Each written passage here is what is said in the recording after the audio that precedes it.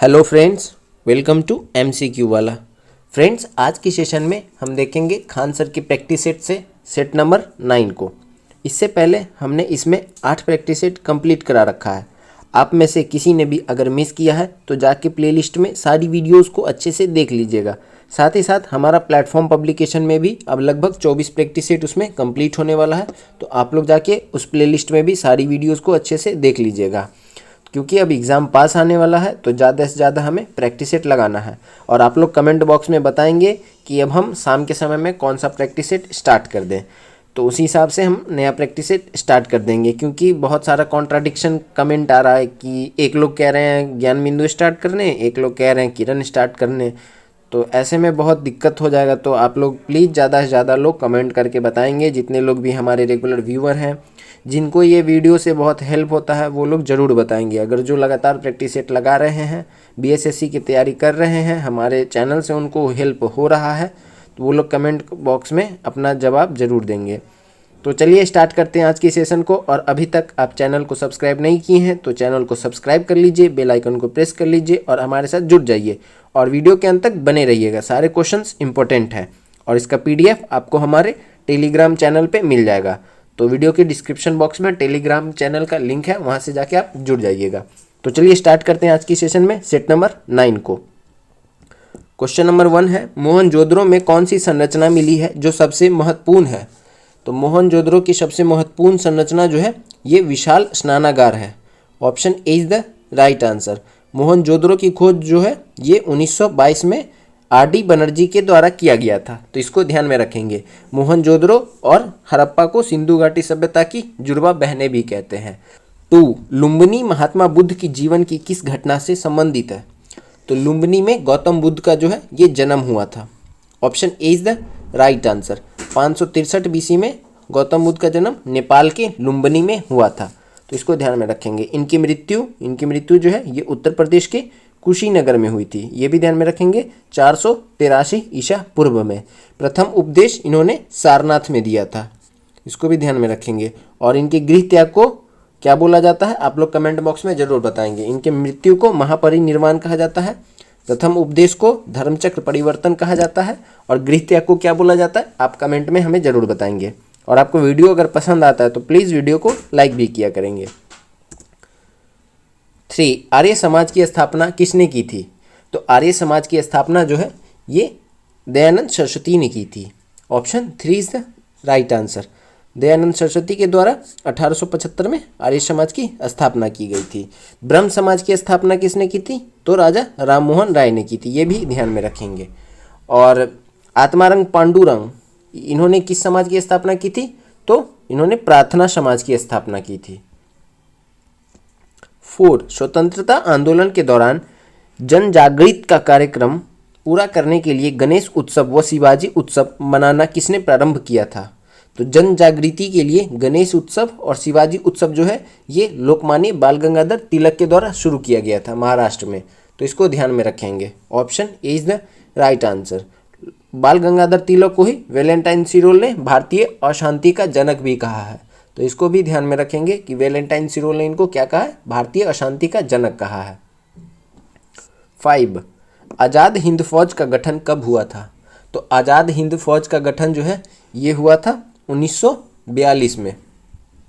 Option B is the right answer. किसने किया था आज़ाद हिंद फौज का गठन? तो ये कैप्टन मोहन सिंह, रास बिहारी बोस, निरंजन सिंह, इन सब का इसमें महत्वपूर्ण योगदान था, तो इसको ध्यान में रखेंगे। 6, रॉलेट एक्ट अधिनियम किस वर्ष में पारित किया गया था? तो रॉलेट एक्ट अधिनियम जो है ये पारित किया गया था 21 मार्च 1919 को। Option D is the right answer. Rowlatt act को ही बिना अपील बिना दलील वाला कानून भी कहते हैं। इसमें शक के आधार पे किसी को भी गिरफ्तार किया जा सकता था, तो इसको ध्यान में रखेंगे। 7, 1942 प्रसिद्ध भारत छोड़ो आंदोलन प्रस्ताव कब पारित हुआ था? तो 1942 का प्रसिद्ध भारत छोड़ो आंदोलन का प्रस्ताव जो है ये पारित हुआ था 8 अगस्त 1942 को। Option D is the right answer. और उसके बाद 9 अगस्त को इसकी शुरुआत की गई थी भारत छोड़ो आंदोलन की, और इसी आंदोलन में गांधी जी ने करो या मरो का नारा भी दिया था, तो इसको ध्यान में रखेंगे। क्वेश्चन नंबर 8 नेपोलियन संहिता 1804 का क्या विषय है? तो नेपोलियन संहिता 1804 का विषय जो है ये कानून में समानता, संपत्ति का अधिकार और जन्म से विशेषाधिकारों का सफाया। Option D is the right answer, तो इसको ध्यान में रखेंगे।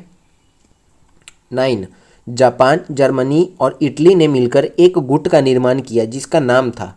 तो जापान, जर्मनी और इटली ये सभी जो थे इन्होंने क्या मिलके एक निर्माण किया था गुट का? तो धुरी राष्ट्र। Option A is the right answer, ध्यान में रखेंगे। द्वितीय विश्व युद्ध में इन्होंने धुरी राष्ट्र का निर्माण किया था। और मित्र राष्ट्र में कौन थे? तो अमेरिका, ब्रिटेन, रूस, ये सब बड़े बड़े शक्तिशाली देश जो हैं ये सब मित्र राष्ट्र में थे। और ये जापान, जर्मनी, इटली ये सब धुरी राष्ट्र में थे। तो इनको ध्यान में रखेंगे।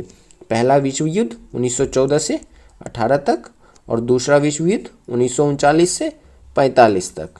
तो इसको ध्यान में रखना है। 10 भारतीय संविधान के किस संशोधन द्वारा प्रस्तावना में 2 शब्द समाजवादी और धर्मनिरपेक्ष जोड़े गए थे? तो हमारे संविधान में अभी तक प्रस्तावना में केवल एक ही बार संशोधन हुआ। संविधान की प्रस्तावना में केवल एक ही बार संशोधन हुआ जो कि 42वां संविधान संशोधन था। Option C is the right answer. समाजवादी, धर्मनिरपेक्ष और अखंडता, कुल 3 शब्द जोड़े गए थे प्रस्तावना के अंदर। तो ध्यान में रखेंगे ये 42वें संविधान संशोधन के तहत जोड़ा गया था। 11 निम्न में कौन सा कथन भारतीय संविधान की प्रस्तावना के संबंध में सही नहीं है? तो दिए गए ऑप्शंस में कौन सा कथन है जो सही नहीं है? तो पहला है कि यह न्यायविद नहीं है, यह कथन सही है। स्रोत है और न ही उसकी शक्तियों का निषेध कर सकती है, ये भी सही है। प्रस्तावना संविधान का भाग है, ये भी सही है। और प्रस्तावना में अभी तक सिर्फ 2 बार संशोधन किया गया है। तो जैसा कि मैंने अभी ऊपर बताया था कि अभी तक हमारे प्रस्तावना में केवल एक ही बार संशोधन किया जा चुका है। तो ये कथन जो है ये सत्य नहीं है। तो हमसे वही पूछ रहा है कौन सत्य संबंध नहीं रखता है? तो ऑप्शन डी जो है ये राइट आंसर हो जाएगा। 12 भारतीय संविधान का कौन सा अनुच्छेद एक स्वतंत्र चुनाव आयोग प्रदान करता है? तो चुनाव आयोग से संबंधित प्रावधान जो है ये किस आर्टिकल में है? तो ये आर्टिकल 324 में है। Option D is the right answer. और ये संविधान की भाग 15 के अंतर्गत आता है। भाग 15 आर्टिकल 324 में चुनाव आयोग से संबंधित चर्चा की गई है। तो इसको ध्यान में रखेंगे। 13 भारत में कानूनी अधिसत्ता इसके अधीन है। तो कानूनी अधिसत्ता जो है ये किसके अधीन है? तो संसद के अधीन है। Option A is the right answer.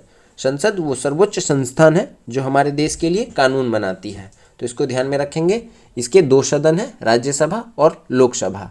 और राष्ट्रपति भी जो होते हैं हमारे वो भी संसद का हिस्सा होते हैं।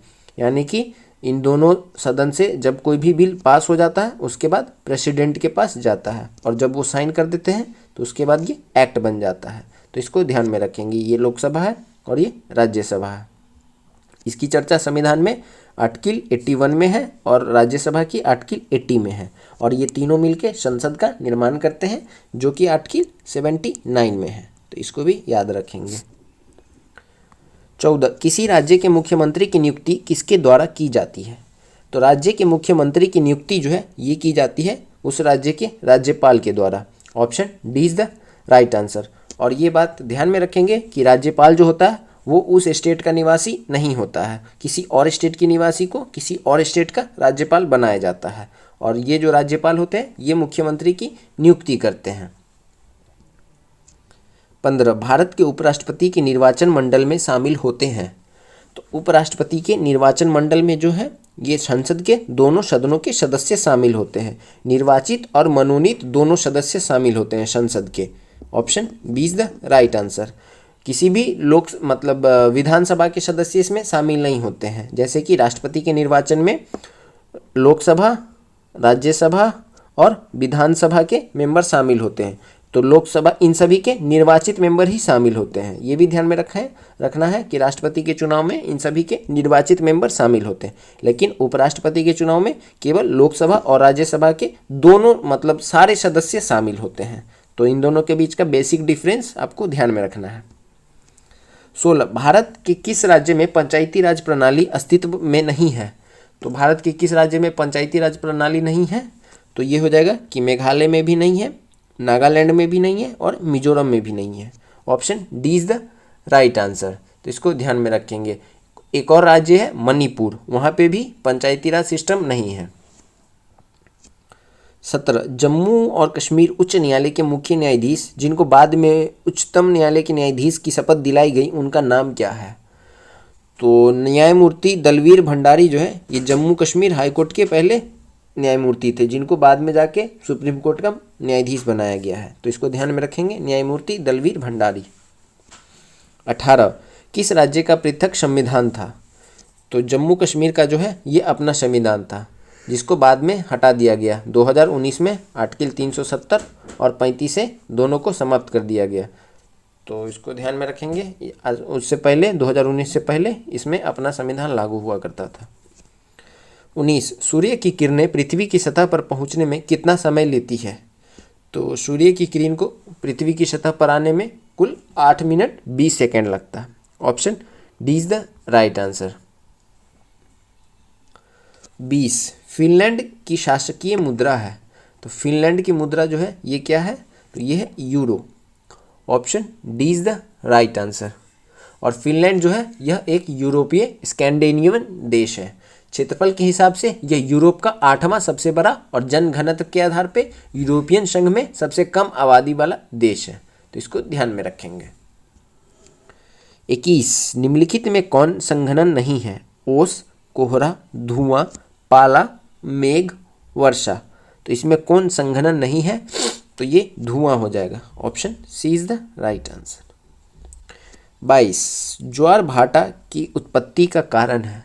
तो ज्वार भाटा की उत्पत्ति का जो कारण है ये चंद्रमा का गुरुत्वाकर्षण, gravitational force of moon. Option C is the right answer. और ये 24 घंटे में प्रत्येक स्थान पर 2 बार आता है ज्वार भाटा। इसमें क्या होता है, समुद्र की लहरें जो है वो लगभग 1 किलोमीटर तक ज्वार में आगे हो जाती है और भाटा में फिर पीछे की तरफ खिसक जाती है। तो इसको ध्यान में रखेंगे, चंद्रमा के गुरुत्वाकर्षण की वजह से होता है। 23 बीबीपुर एवं नजफगढ़ झील किस प्रकार के प्राकृतिक क्षेत्र में स्थित है? तो ये कहाँ पे स्थित है? ये मैदानी क्षेत्र में स्थित है। Option C is the right answer. 24 Asia में तीसरा सबसे अधिक आबादी वाला देश कौन सा है? तो एशिया में तीसरा सबसे अधिक आबादी वाला देश जो है यह Indonesia. Option D is the right answer. Asia में जो है पूरे विश्व का लगभग 60% आबादी निवास करता है, क्योंकि सबसे ज़्यादा जनसंख्या वाला देश भारत एशिया में आता है, चाइना एशिया में आता है, इंडोनेशिया उसके बाद है वो भी एशिया में ही आता है। तो ये सब मिलके ही सबसे ज़्यादा विश्व की जनसंख्या का निवास करते हैं। और एशिया विश्व का सबसे बड़ा महाद्वीप भी है, और इसके अंदर सबसे छोटा देश जो है वो मालदीव है एशिया के अंदर। 25 म्यांमार इसका नया नाम है। तो म्यांमार किसका नया नाम है? तो ये बर्मा का नया नाम है। और भारत से बर्मा कब अलग हुआ था? तो भारत सरकार अधिनियम 1935 के बाद भारत से बर्मा को अलग कर दिया गया था। तो इसको ध्यान में रखेंगे। और ये ब्रिटिश से कब आज़ाद हुआ? तो 4 जनवरी 1948 को। 4 जनवरी 1948 को ब्रिटिश ने म्यांमार को आज़ाद कर दिया। 26 निम्न में से सही जोड़े का मिलान कीजिए। तो इसमें सही जोड़ा कौन सा है? तो सब क्या है? नागालैंड, शिलोंग, असम, ईटानगर, अरुणाचल, गुवाहाटी, त्रिपुरा, अगरतला, यानी कि स्टेट और उसके कैपिटल दिए हुए हैं। तो इसमें त्रिपुरा की राजधानी अगरतला, बस यही एक सही मिलान है। तो option D is the right answer. Nagaland का क्या है? नागालैंड का कोहिमा। असम का क्या है? दिसपुर। और अरुणाचल प्रदेश का क्या है? तो ईटानगर। तो इसको ध्यान में रखेंगे। स्टेट एंड कैपिटल से भी क्वेश्चंस आ रहे हैं, तो इन सबको ध्यान में रखना है। 27 नाथुला दर्रा किस राज्य में स्थित है? तो नाथुला दर्रा जो है ये सिक्किम राज्य में स्थित है। Option C is the right answer. 1962 में चीन युद्ध के बाद इसको बंद कर दिया गया था। यहीं से पहले भारत और चाइना का व्यापार होता था नाथुला दर्रे से। तो उसके बाद वर्ष 2006 में इसको पुनः खोला गया है। 28 नागार्जुन सागर बांध जिस नदी पर स्थित है वह है? नागार्जुन सागर बांध जो है ये कृष्णा नदी पर स्थित है। Option A is the right answer. ये कहाँ पे? तो ये हैदराबाद से लगभग 150 किलोमीटर दूर कृष्णा नदी पर स्थित एक प्रमुख बांध है। ये लगभग बहुत सारे एग्जाम में नागार्जुन सागर बांध से ये क्वेश्चंस पूछा जा रहा है, तो इसको ध्यान में रखेंगे, इंपॉर्टेंट है। तेलंगाना राज्य में है, कृष्णा नदी के ऊपर है। 29 किसी मरु क्षेत्र में मृदा अपरदन को रोका जा सकता है। तो मरु क्षेत्र में मृदा अपरदन को कैसे रोका जा सकता है? तो पेड़ लगाकर या वन रोपण के द्वारा। Option C is the right answer. क्या होती है? पेड़ की जड़ें मृदा को पकड़ के रखती है, तो उससे क्या है, मृदा अपरदन थोड़ा मतलब रुक जाता है। 30 जनगणना 2011 के अनुसार सर्वाधिक घनी आबादी वाला राज्य कौन सा है? तो सर्वाधिक घनी आबादी वाला राज्य जो है इसमें ये उत्तर प्रदेश हो जाएगा। Option C is the right answer. इसकी जो जनसंख्या है वो भारत की जनसंख्या का लगभग 16.51% है। उत्तर प्रदेश की जनसंख्या भारत की जनसंख्या का 16.51% है। 31 वैश्वीकरण से क्या तात्पर्य है? तो वैश्वीकरण से तात्पर्य क्या है? तो ये हो जाएगा कि स्थानीय या क्षेत्रीय वस्तुओं का घटनाओं के विश्व स्तर पर रूपांतरण से है। तो इसमें उपयुक्त में से कोई नहीं हो जाएगा। Option D is the right answer. वैश्वीकरण करते हैं तो इससे क्या होता है कि मतलब हम फॉरेन में मतलब कहीं भी प्रोडक्ट भेज सकते हैं, कहीं भी कोई भी चीज़ अपना एक्सपोर्ट कर सकते हैं। जो एलपीजी पॉलिसी है, एलपीजी लिबरलाइजेशन, प्राइवेटाइजेशन और ग्लोबलाइजेशन, तो ये जो है ये इसी से संबंधित है, वैश्वीकरण से। 32 1 रुपये के नोट किसके द्वारा जारी किए जाते हैं? तो 1 रुपये का नोट जो है ये भारत सरकार के द्वारा जारी किया जाता है। बाकी इस 1 रुपये के नोट को छोड़कर बाकी सारी नोटों जो है वो भारतीय रिजर्व बैंक ऑफ इंडिया के द्वारा स्थापित मतलब निकाली जाती है। और भारतीय रिजर्व बैंक ऑफ इंडिया की स्थापना कब हुई थी? तो इसकी स्थापना जो है वो कब हुई थी, याद में रखेंगे, 1 अप्रैल 1935।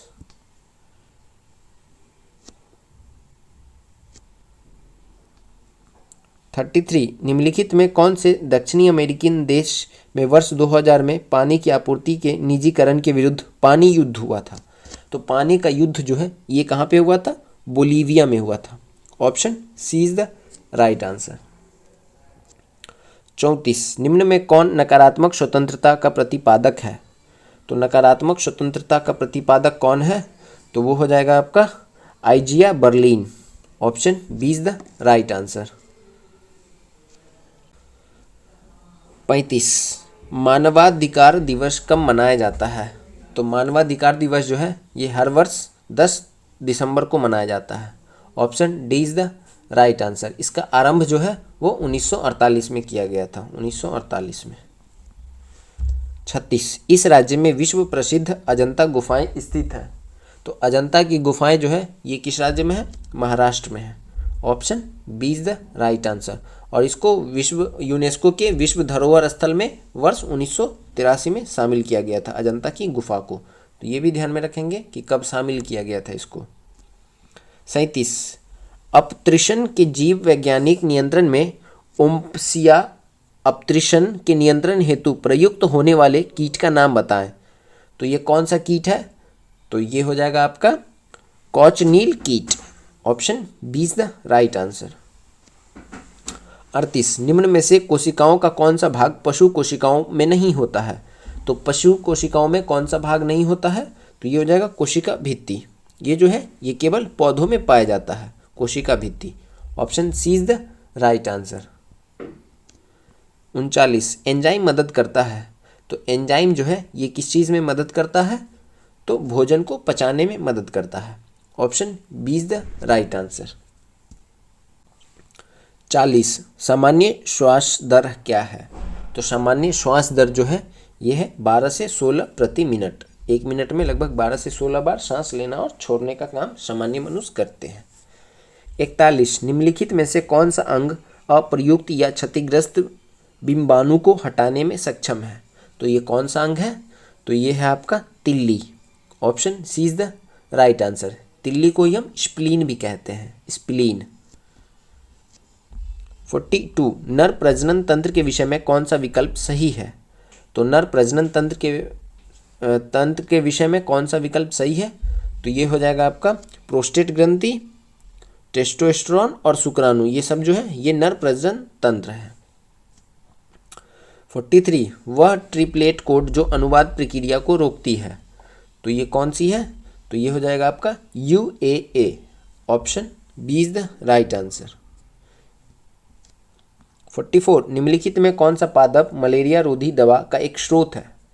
तो मलेरिया रोधी दवा का जो स्रोत है वो है शिंकोना। शिंकोना की छाल से मलेरिया के लिए दवाई बनाई जाती है। Option D is the right answer. 45 पुष्प के किस हिस्से में पराग का उत्पादन होता है? तो पराग का उत्पादन जो है ये पुष्प के पराग कोश में होता है। Option C is the right answer. और जब ये अंडाशय पे पहुंच जाता है तो उसके बाद निषेचन होता है और नए फल बनते हैं। 46 लैक्टोबैसिलस इनमें से विशेष भूमिका निभाता है। तो लैक्टोबैसिलस जो है ये दूध से दही को जमाने में विशेष भूमिका निभाता है। Option A is the right answer. Cake व ब्रेड में ईस्ट का हम उपयोग करते हैं। 47 संगठन का उच्चतम स्तर क्या है? तो संगठन का उच्चतम स्तर जो है यह है जैव मंडल। Option D is the right answer. 48 आवेग कविमीय सूत्र है। तो आवेग कविमीय सूत्र क्या हो जाएगा? तो आवेग का क्या फॉर्मूला होता है? F into T. एफ का क्या होता है? Force is equal to mass into acceleration into T. तो m का m हो गया, एक्सेलरेशन का क्या हो गया? L T to the power -2 into T, और इसके पावर कुछ नहीं तो 1 होगा। तो इसको जब मतलब जब ये दोनों का पावर कॉमन होगा, मतलब दोनों का बेस सेम है, तो पावर ऐड होता है। तो इसके बाद ये ml t, एक -2 था एक +1 था, तो ये हो जाएगा -1। इस प्रकार हमारा option D is the right answer. 49 यदि आप 1 किलोमीटर तैरते हैं तो आप कितने मील तैरते हैं? तो 1 किलोमीटर जो है ये कितना मील के बराबर होता है? 0.6 मील के बराबर होता है। Option B is the right answer. 50 Newton के पहले सिद्धांत को यह भी कहते हैं। तो न्यूटन के पहले सिद्धांत को जड़त्व का सिद्धांत भी कहा जाता है। Option B is the right answer. 51 कौन सा उपकरण वैद्युत ऊर्जा को यांत्रिक ऊर्जा में परिवर्तित करने के लिए उपयोग किया जाता है? तो वैद्युत ऊर्जा को यांत्रिक ऊर्जा में परिवर्तित करने के लिए इलेक्ट्रिक मोटर का उपयोग करते हैं। Option C is the right answer. 52 मानवों में ध्वनि उत्पन्न होती है। तो मानवों में ध्वनि जो है ये कहाँ से उत्पन्न होती है? कंठ द्वार से। Option B is the right answer. 53 गुरुत्वीय त्वरण जी का मान किसके समान घटता है? तो जी का मान जो है ये ऊंचाई पर घटता है। Option D is the right answer. पृथ्वी की ओर गिरती हुई अवस्था पृथ्वी से ऊपर की ओर फेंकी गई वस्तुओं की गति को गुरुत्वानी गति कहते हैं।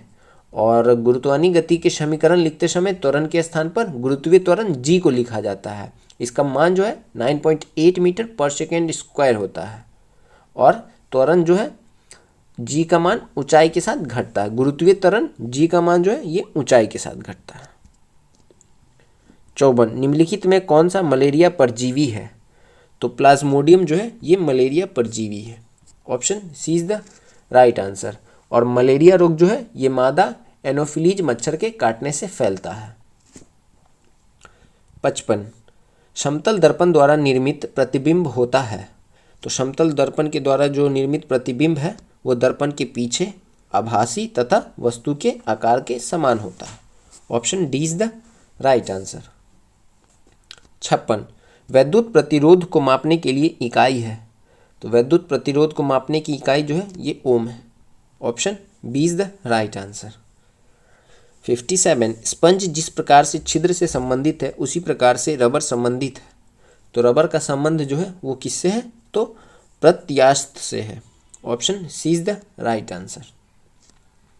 58 चार जाड़ों में क्रमशः O2, CO2, H2 और N2 गैस भरी हुई है। निम्नलिखित में से किस परीक्षण द्वारा इन चार गैसों की पहचान की जा सकती है? तो हम कैसे पहचान कर सकते हैं?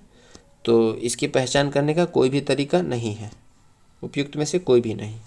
Option D is the right answer. 59 भारी जल का अनुभार है। तो भारी जल का फॉर्मूला क्या होता है? ये D2O होता है। और इसका अनुभार कितना होता है? तो ये 20 होता है। Option A is the right answer. 60 निम्नलिखित में से किस तत्व का परमाणु त्रिज्या सबसे छोटा होता है? तो सबसे छोटा परमाणु त्रिज्या जो है ये क्लोरीन का होता है। Option B is the right answer. 61 inverter battery में कौन सा एसिड उपयोग में लिया जाता है? तो इन्वर्टर के बैटरी में H2SO4 यानी कि सल्फ्यूरिक एसिड उपयोग में लिया जाता है। और सल्फ्यूरिक एसिड को ही हम एसिडों का राजा भी कहते हैं, ये भी ध्यान में रखेंगे। 62 कांच बनने में उपयोग आने वाला मुख्य घटक है। तो कांच के बनने में मुख्य घटक जो है ये कौन सा है, तो ये है आपका सिलिका। Option C is the right answer. 63 bleaching powder का रासायनिक सूत्र क्या है। तो ब्लीचिंग पाउडर का रासायनिक सूत्र जो है ये COCl2। Option B is the right answer. 64 calamine एक खनिज है जिसमें होता है। तो कैलेमाइन खनिज में क्या होता है, तो ये ZnCO3। Option D is the right answer. 65 graphite को पेंसिल में प्रयोग किया जाता है क्योंकि, तो यह मुलायम होता है इसलिए इसका प्रयोग पेंसिल में किया जाता है। Option D is the right answer. 66 निम्न में कौन सा योगात्मक बहुलक है। तो योगात्मक बहुलक कौन सा है इसमें, तो ये है आपका PVC। Option C is the right answer. 67 Bihar की कौन सी महिला Indian national army Azad Hind Fauj में शामिल हुई थी। तो माधुरी देवी जो है ये आज़ाद हिंद फौज में शामिल हुई थी और इनका संबंध बिहार राज्य से है। Option A is the right answer. 68 Bihar में पंचायत निकायों में महिलाओं को 50% आरक्षण किस वर्ष प्रदान किया गया था। तो महिलाओं को 50% आरक्षण जो है पंचायत के चुनाव में वर्ष 2006 में प्रदान किया गया था। Option B is the right answer. 69 कौन सा देश 10 से 21 अक्टूबर 2025 तक प्रकृति के संरक्षण के लिए अंतर्राष्ट्रीय संघ IUCN की 2025 विश्व संरक्षण कांग्रेस WCC की मेजबानी करेगा। तो WCC की मेजबानी कौन सा देश करेगा, तो ये है UAE। Option B is the right answer. ये कहाँ पे होगा, ये अबू धाबी में होगा। 10 से 21 अक्टूबर 2025 तक ये आयोजित किया जाएगा, इसको ध्यान में रखेंगे। और रेड डेटा बुक जो है ये IUCN के द्वारा ही जारी किया जाता है। 70 केंद्र सरकार ने मणिपुर में हुई हिंसा की जांच के लिए एक जांच आयोग का गठन किया है। आयोग की अध्यक्षता डैश करेंगे। तो आयोग की अध्यक्षता कौन करेंगे, तो इसके अध्यक्ष हैं Ajay Lamba. Option B is the right answer. 71 सार्वजनिक क्षेत्र के PESEs का कुछ हिस्सा बेचकर सार्वजनिक क्षेत्र के उद्यमों के निजीकरण की प्रक्रिया को किस नाम से जाना जाता है। तो इसे हम क्या कहते हैं, तो इसे हम विनिवेश कहते हैं। Option B is the right answer. 72 Booker पुरस्कार जीतने वाली पहली भारतीय महिला का नाम निम्नलिखित में से क्या है। तो पहली महिला जिन्होंने बुकर पुरस्कार जीता है वो कौन है, तो वो है Arundhati Roy. The God of small thing के लिए इनको बुकर पुरस्कार मिला है। कब मिला था, 2023 में ही मिला है, इसी वर्ष मिला था इनको, 2023 के स्टार्टिंग में मिला था। 73 सर विलियम जोन्स ने डैश में एशियाटिक सोसाइटी की स्थापना की थी। तो एशियाटिक सोसाइटी की स्थापना सर विलियम जोन्स ने 1784 में की थी। कहाँ पे किया था इन्होंने, तो कलकत्ता में किया था, ये भी ध्यान में रखेंगे। 74 निम्नलिखित में कौन सा स्मारक किंग जॉर्ज पंचम और क्वीन मेरी का भारत में स्वागत करने के लिए बनवाया गया था जो गुजराती शैली से प्रभावित था। तो ये कौन सा स्मारक था, gateway of India. Option B is the right answer. और गेटवे ऑफ इंडिया को मुंबई के ताजमहल के रूप में भी जाना जाता है। और इसके वास्तुकार कौन है, तो जॉर्ज विटेट। 75 नादिर शाह ने डैश में भारत पर हमला किया था और दिल्ली में लूटपाट की थी। तो नादिर शाह ने भारत पर कब हमला किया था, 1739 में। नादिर शाह को ही हम क्या कहते हैं, तो इसको हम ईरान का नेपोलियन भी कहते हैं। 76 अजंता की गुफाएं कहाँ स्थित है। तो अजंता की गुफाएं जो है ये कहाँ पे स्थित है, महाराष्ट्र में। Option C is the right answer. और 1983 में इसको विश्व विरासत स्थल भी घोषित किया गया था। 77 16वीं लोकसभा के अध्यक्ष का नाम क्या था। तो 16वीं लोकसभा अध्यक्ष जो थी वो सुमित्रा महाजन थी। Option D is the right answer. 78 Bharat में दोनों सदनों द्वारा प्रस्तुत और पारित किए गए सभी विधेयक डैश के अनुमोदन के बाद ही लागू हो सकते हैं। तो दोनों सदन से जब कोई विधेयक पारित हो जाता है उसके बाद अगर राष्ट्रपति उस पर हस्ताक्षर कर देते हैं तभी वो अनुमोदन के बाद लागू हो जाता है। Option D is the right answer. 79 भारतीय संविधान के अनुसार पंचायत सदस्य होने के लिए आवश्यक न्यूनतम आयु कितनी है। तो पंचायत का चुनाव लड़ने के लिए न्यूनतम आयु जो है वो 21 वर्ष है। Option B is the right answer. और भारतीय संविधान के भाग 9 में पंचायत संबंधित प्रावधान दिए गए हैं। 80 निम्नलिखित में कौन से स्वतंत्रता सेनानी का संबंध काकोरी रेलगाड़ी डकैती कांड से नहीं था? तो काकोरी रेलगाड़ी डकैती कांड से संबंधित कौन नहीं है? तो ये Bhagat Singh. Option C is the right answer. और ये घटना कब की है काकोरी ट्रेन एक्शन?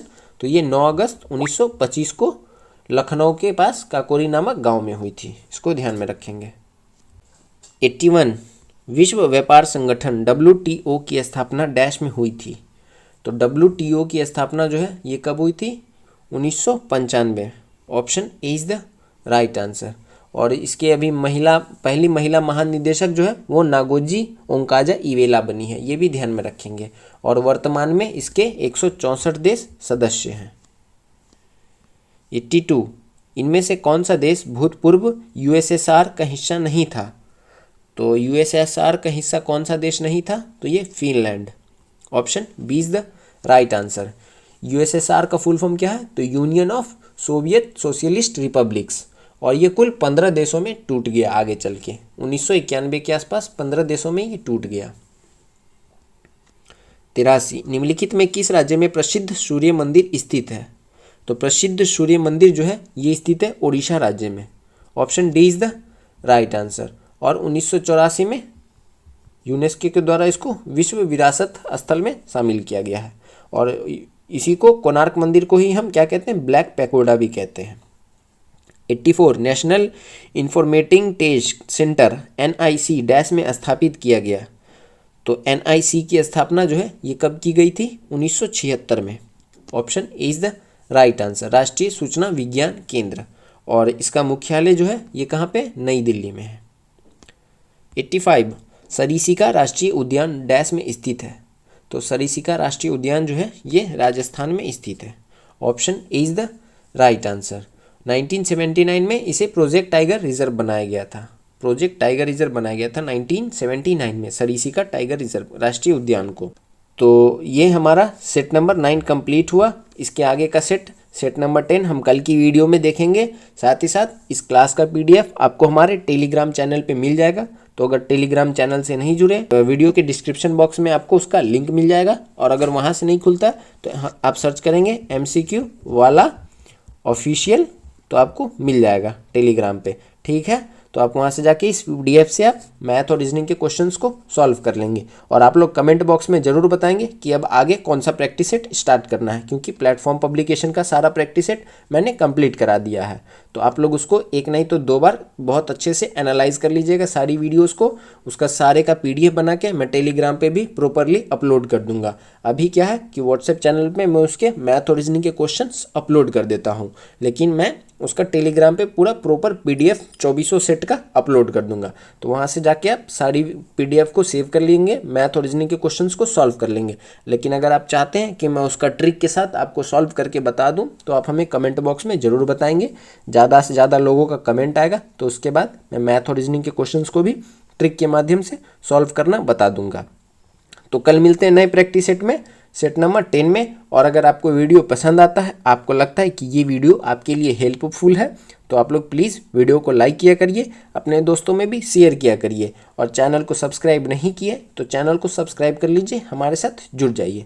तो चलिए कल मिलेंगे नई प्रैक्टिस सेट में, सेट नंबर 10 में। तब तक के लिए थैंक यू। जय हिंद।